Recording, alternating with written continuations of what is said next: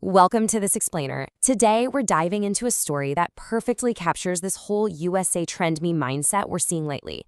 This quiet, unstoppable resilience. It's all about legacy, persistence, and those tiny, unseen moments that literally define our lives. We're going to break down the exact anatomy of a breakthrough, looking at a young guy named Daniel. Right off the bat, before your mind wanders, I want you to remember this. Sometimes the person everyone just kind of gives up on, yeah, they're the one who ends up surprising everybody. That is Daniel's story, in a nutshell. He was a 17-year-old kid from a small neighborhood in Ohio with one massive, all-consuming dream. He wanted to be a firefighter. But as we all know, wanting something and actually getting it, those are two totally different animals. Section 1.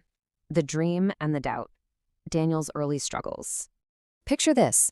Every single morning, before the sun is even up, Daniel is out there running 3 miles through his neighborhood. He's putting in the sweat equity. But here's the reality check. Desire alone just wasn't cutting it. He wasn't the fastest runner out there. He definitely wasn't the strongest guy in the gym. And the real kicker? He had already taken the firefighter entrance test and failed it. Not once, but twice. The odds were totally stacked against him, and the failures were just piling up. Then came the moment that almost broke him. One afternoon, his own coach looks him dead in the eye and says, "Daniel, maybe this just isn't meant for you." Ouch, right? Those words actually hurt him way more than any failed test ever did. That night, sitting all alone in his bedroom, Daniel's staring at an old photograph of his late father, who, by the way, was also a firefighter.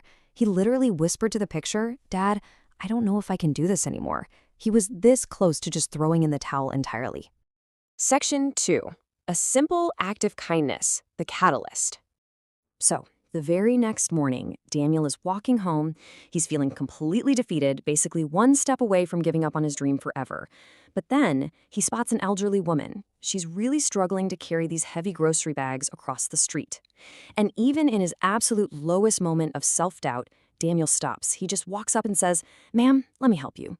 He takes those bags and carries them all the way to her front door.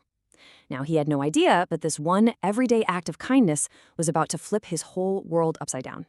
Right before he leaves her porch, the woman smiles at him and says, "Young man, never underestimate what one good deed can become." It's amazing, right? Her wisdom is the exact emotional opposite of his coach's negativity. His coach told him to quit, but this total stranger is telling him his actions have power. Now, Daniel didn't fully grasp what she meant right then and there, but it sparked something in him, a tiny little flame. He decided he wasn't going to keep going. Section 3. The Relentless Grind. 1 year of preparation. For the entire next year, this kid went into overdrive. He trained harder than he ever had in his life. We're talking up at 5 a.m. every single day, running in freezing rain, yes. Pushing through deep snow, you bet. And the crazy part? He was still failing his practice tests. He'd fail and fail again. But the absolute game changer here is that every single time he got knocked down, he showed up the very next morning. It was just a relentless, brutal grind leading straight up to the official entrance test day. He walks into that testing center just completely exhausted, stomach in knots. Hours go by. Finally, the results are pinned up on the board. Daniel slowly walks over, scanning this massive list of names, and then, boom, he sees it. Daniel Carter passed. He actually did it. He finally smashed through those academic and physical walls. Section 4. The Unexpected Payoff, the Final Interview. But passing the test, that was really just the opening act. To fully grasp why the final interview was such a massive, mind-blowing twist, we gotta ask a question. Who exactly was that elderly woman watching him train from her porch? Because remember the lady with the groceries from a year ago? She had been sitting on her porch that whole year, quietly watching Daniel run through the rain and the snow. And her identity? Well, that's the absolute turning point of this whole explainer. Turns out she was the mother of the fire chief. Yep, the exact same fire chief who was now sitting directly across the table from Daniel for his final interview. Daniel walks in, and the chief just gives him this knowing smile and says, "My mother told me about you." I mean, can you imagine? Daniel absolutely froze. The chief goes on to tell him, "She said you didn't help her because you wanted something. You helped her because someone needed you." He stands up, shakes Daniel's hand, and says, "That's exactly the kind of person we need." This is such a powerful reminder that character, integrity, and the good things you do when nobody's watching, those are just as crucial as physical strength when it comes to real, lasting success. Section 5. A Legacy Fulfilled. Years later. Fast forward a few years, and Daniel is a full-fledged firefighter. One night, he responds to a terrifying, raging house fire. Amidst the chaos, he hears a little boy crying upstairs. Relying on all that intense training, Daniel doesn't hesitate for a second. He rushes in, finds the boy, carries him out through the thick smoke, and hands him safely to his terrified, crying mother. Standing there, catching his breath and looking at the flames, his mind flashes back to that dark night in his bedroom when he almost quit. He just smiles, looks up at the sky, and whispers, "Dad, I made it." It was the ultimate tribute to his father. Section 6, the lesson for you, your breakthrough. So what's the big takeaway here? Why does Daniel's journey actually matter to whatever you're struggling with right now?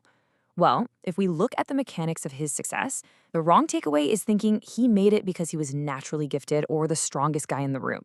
We know he wasn't. The right takeaway is that he succeeded because he absolutely refused to stop getting stronger. Success isn't about where you start, it is 100% about your refusal to quit. Look, on your own journey, you're gonna hit walls. Just like Daniel's coach, society, and honestly, your own brain will try to feed you negatives. Life will straight up tell you you can't. People will say you're not good enough. Circumstances will try to convince you that your current failure is the end of the road. You're gonna hear all of that. But the absolute key here is that you cannot let their doubt dictate your future. You really need to internalize this. Your failure is just the chapter right before your breakthrough. If you're going through it right now, if you're sitting in your own version of Daniel's childhood bedroom, wondering if it's time to fold, let this explainer be your sign to keep pushing. Your story is still being written. You haven't turned the final page yet. Because if you stay in the fight, if you keep lacing up your shoes and running in your own metaphorical snowstorms, the script is gonna flip.